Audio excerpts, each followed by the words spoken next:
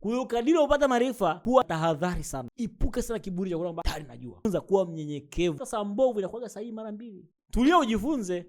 Mafanikio huwa hayahami.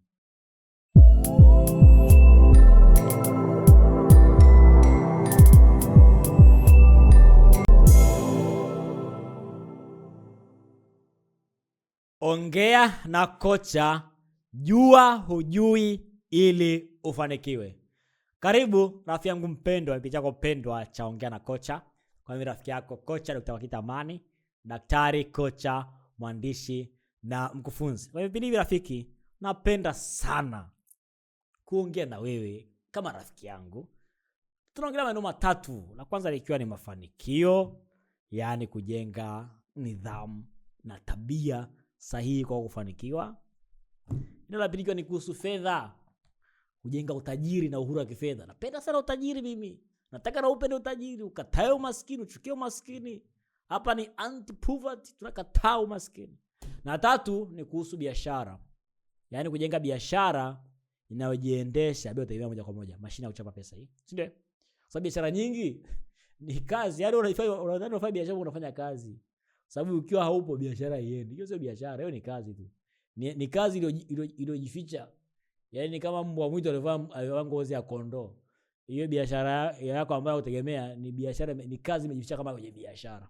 Sasa nataka uondokane na hiyo kitu, of course uweze kufanikiwa zaidi. Sasa leo tunaangalia jua hujui ili ufanikiwe.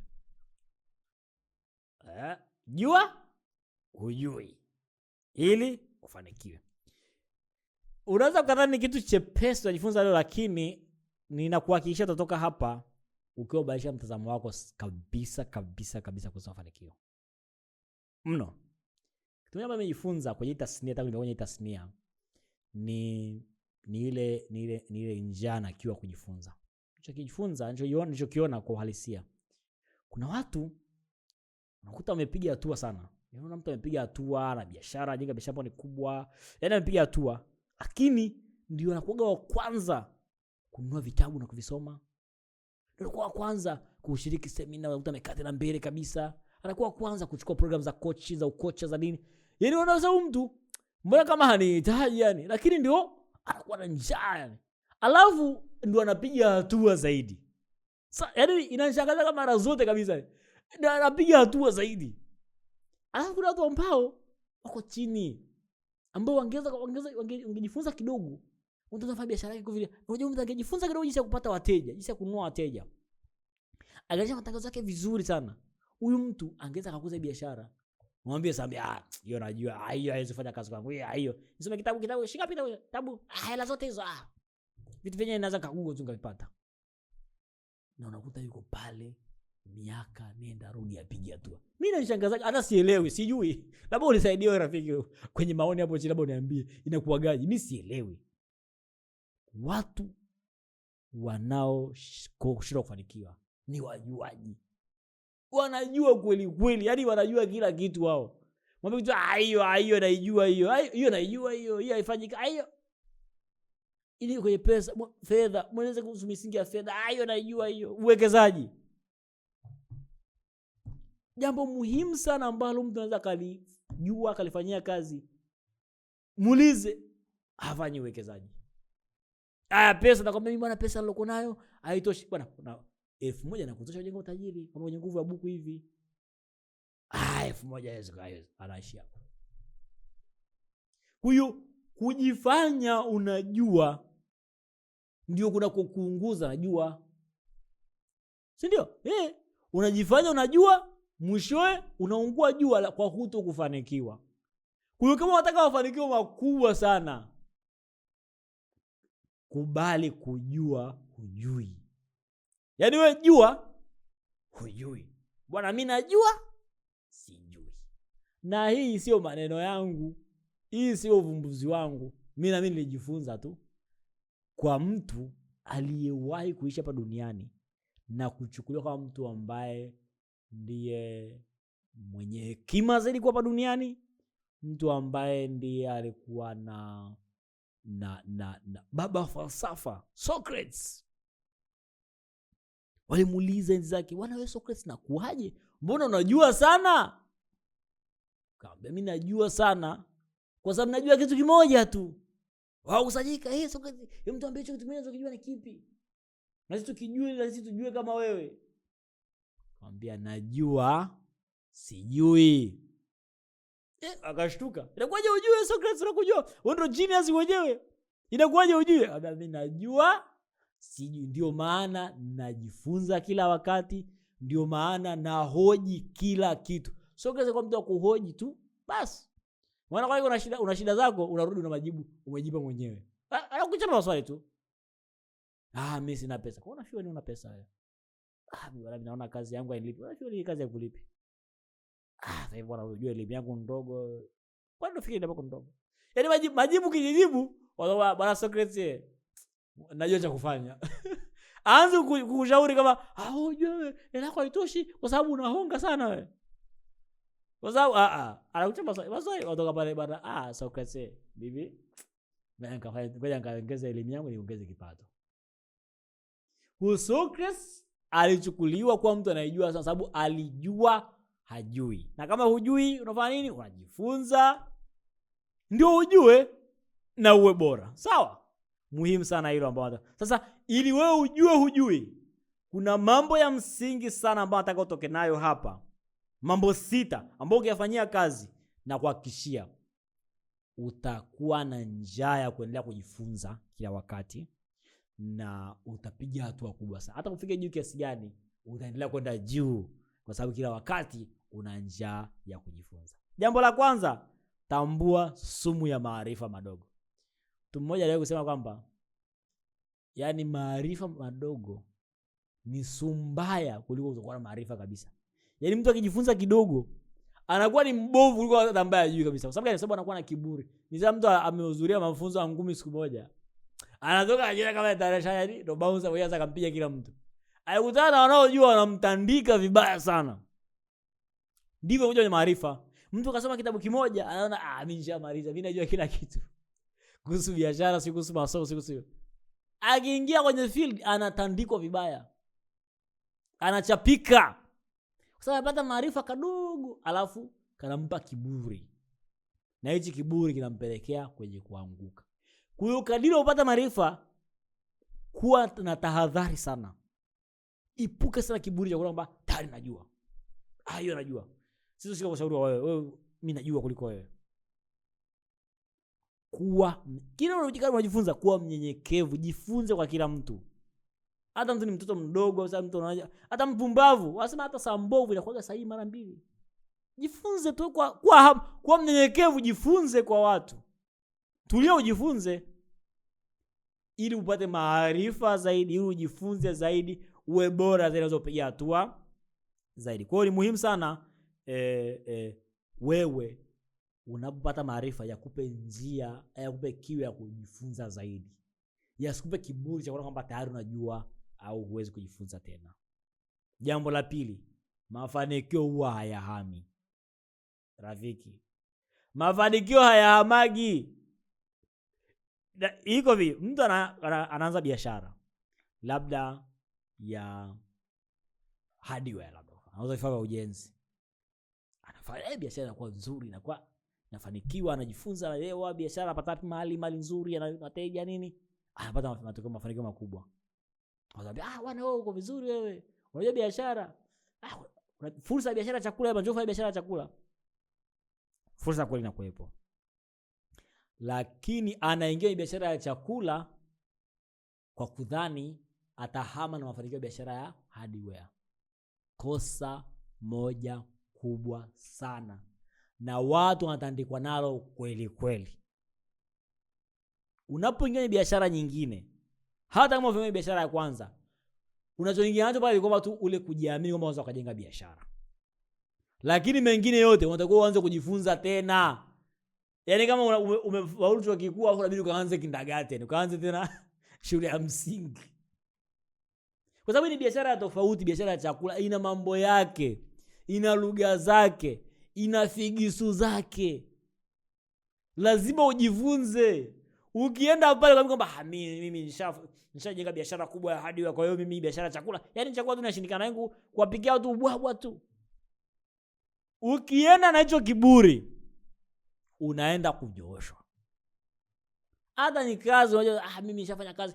Na mimi sisi tunaajiri sana watu wengi kwenye biashara zetu na biashara za wateja wetu. Hakuna kitu ambacho ni kibovu kama mtu ambaye anajua mimi najua tayari. Mimi najua wafundisheni wengine, mimi tayari najua hii kazi. Mimi nafanyaga, nishafanya simu ya kaida hii. Hao watu ni wabovu na hawadumu. Sababu hawana unyenyekevu wa kujifunza. Unaweza kama kweli unajua hii kufanya hii shughuli, labda ni kufundisha unajua, kutibu unajua, au si ni kufanya ni kuandika super unajua kweli. Lakini hii ni biashara nyingine, hii ni shughuli nyingine. Elewa misingi yake kwanza, kaa chini ujifunze. Usitake kuhama na mafanikio ya kule huku haya apply. Ni sana utoke shule ya Kayumba ya Swahili medium na English medium. Kuna vitu havihami. Kama ni biashara yale ya jumla yatakuepo, kwamba lazima nifanye matangazo, nipate wateja, lazima niwauzie, lazima au ni ya jumla. Lakini matangazo ya chakula hayatakuwa sawa na matangazo ya sementi. Unavyouza ubwabwa sasa utakavyouza mchanga. Wateja wana upendeleo tofauti kwenye vitu tofauti.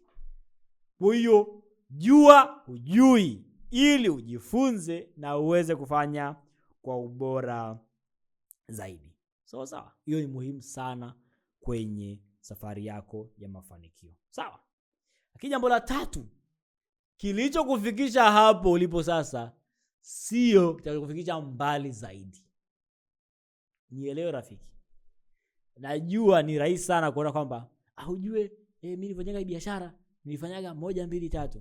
Haujui nilianza naanza hii kazi, nilifanya 1 2 3 nikapanda cheo. Sio nilifanya mahusiano, nilifanya nini nikapata hichi. Chochote ambacho nilifanya huko nyuma, kwa matokeo ya leo, ukirudia leo utapata matokeo mabovu kuliko ya leo. Nielewe. Chochote ulichofanya ukafika hapo ulipo sasa hivi, ukirudia ukifanya, utapata matokeo ambayo ni mabovu kuliko. Ndio maana upige hatua, unashangaa na wewe unashangaa.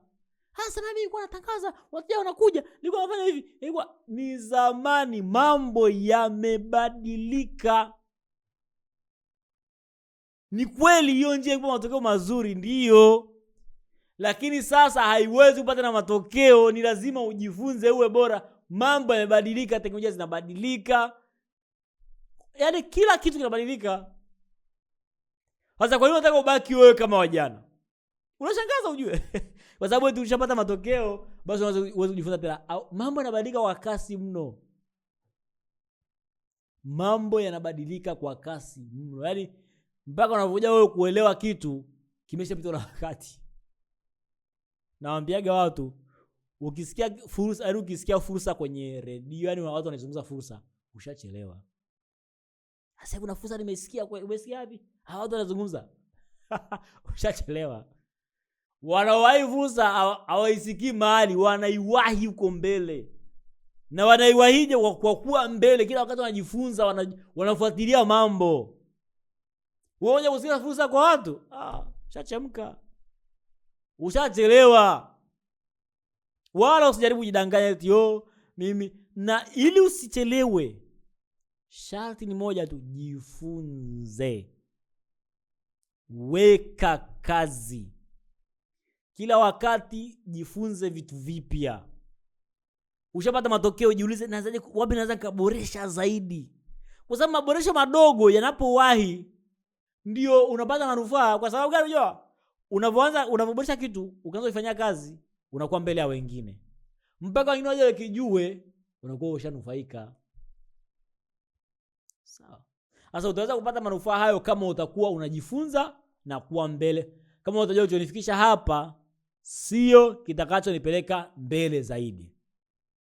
Jipe matokeo haya sio ambazo unaweza kutumia kupata matokeo ambayo ni makubwa zaidi. Elewa hili, tambua hili, lifanyie kazi na utaweza kupiga hatua. Baki ukiwa unajua hujui. Na wasina na mtu, labda wasindana, unajua mimi najua zaidi. Wewe jifunze. Kubali hujui. Usilete mazoea ya nyuma kwamba mimi nilizoea, tumezoea kufanya hivi. Mazoea ya nyuma yangekuwa nafanya kazi, ungekuwa mbali zaidi hapo ulipo sasa. Umerudia mpaka kanda imeisha, badilisha kanda hiyo. Sawa, weka kanda nyingine, cheza muziki mwingine ili upate matokeo ambayo unataka kuyapata. Jambo la 4. Ujinga ni mara moja, upumbavu ni milele. Ujinga ni mara moja, upumbavu ni milele. Ukionekana mjinga, utajifunza. Ukishajifunza, ujinga umefutika. Yaani hujui jinsi ya kuonesha nani matangazo mpaka ununue kitabu. Ndio nilikuwa sio yakini, sasa hivi nishajua. Naandika matangazo yangu vizuri. Ujinga umefutika. Upumbavu sasa, ni kama kilema. Unajua upumbavu ni nini? Ni kujua, ni kudhani unajua wakati hujui. Ya sawa, yaani unajua mimi najua hiyo. Kumbe hujui. Sasa unavyoamini unajua na hujui, huwezi kujifunza. Kwa sababu unaamini tayari unajua. Alafu kumbe hujui. Na alafu ujifunzi na unabaki pale pale.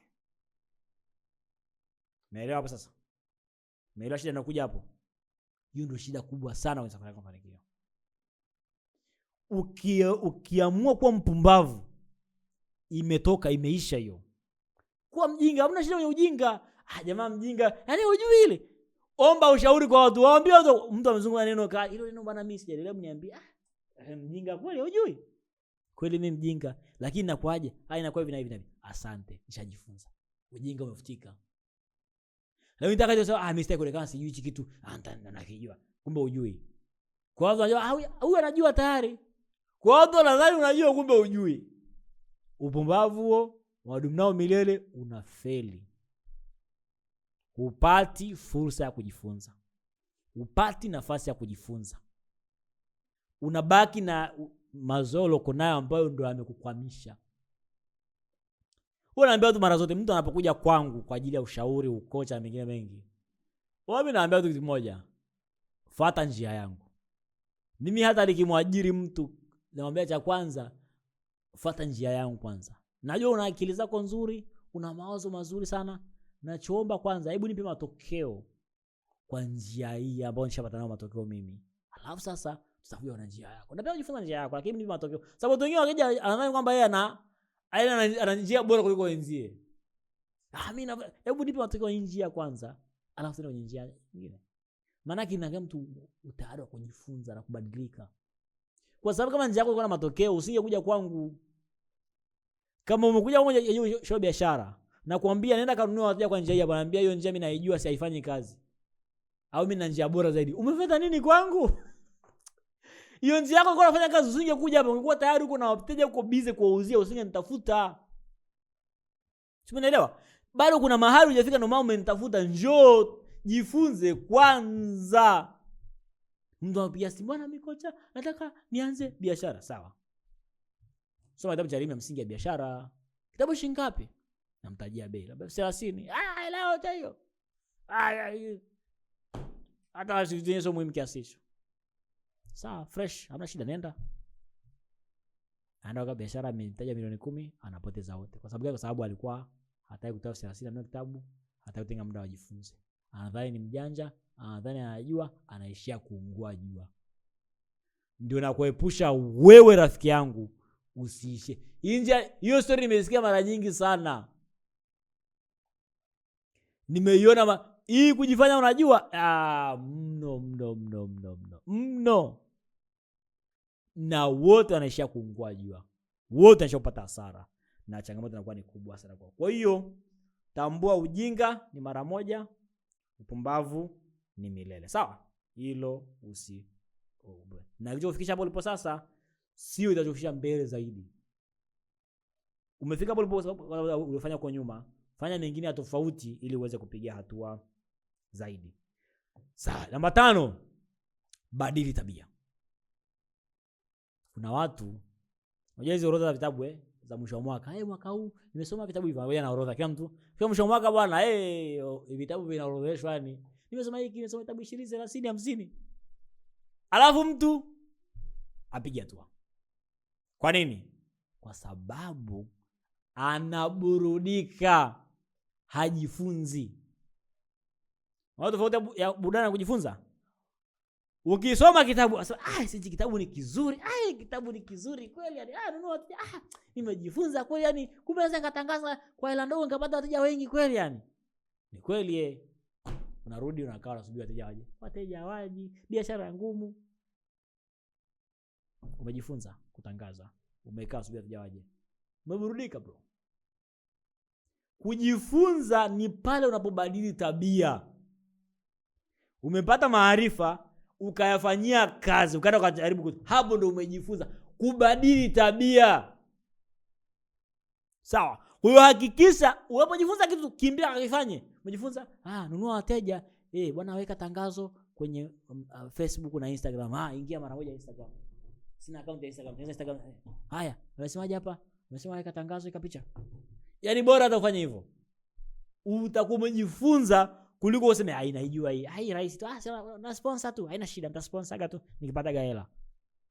Kaa chini, shingapi? Nianza shingapi? $1 shingapi? 3 tu, weka 3 kwenye simu. Tu njoo tuweke. Rusha. Badili tabia. Ndio kujifunza kunakuwa na tija kwako. Pale ambapo unapelekea wewe kuweza kubadili tabia. Hujabadili tabia, umeburudika. Umeisisimua akili yako. Furahi sana. Wewe orodha utakuwa unasoma mpaka ufurahi. Kama maisha yako vile vile, umejiburudisha, umejifurahisha, umejisumbua tu. Tena wakati mwingine yani unakuwa tofauti yani, unasema yani kama unasoma ufanye kazi yani hata una tofauti na siyasoma. Wote unatofauti na sijua kusoma. Wote mko sawa tu. Wote wanapata matokeo yanafanana tu. Wote mnufaiki kubadilisha maisha yenu. Kwa hiyo hakikisha unapojifunza inapelekea wewe kubadili tabia. Sawa? Hata kama ni kidogo sana. Umejifunza basi pigia simu wateja simu. Chukua simu yako, piga simu. Usipoteze muda. Usubiri kwani wewe tayari nikae sio nikao. Chukua hatua pale pale. Jifunze, chukua hatua hapo hapo. Ndio inanoga, ndio inakupa matokeo ambayo utayapata. Jambo la 6 la mwisho bwana, kuwa mwanafunzi milele. Kuwa mwanafunzi wa maisha. Yaani wewe isiende siku moja ukajichukulia kwamba umeshajua. Kila wakati jifunze.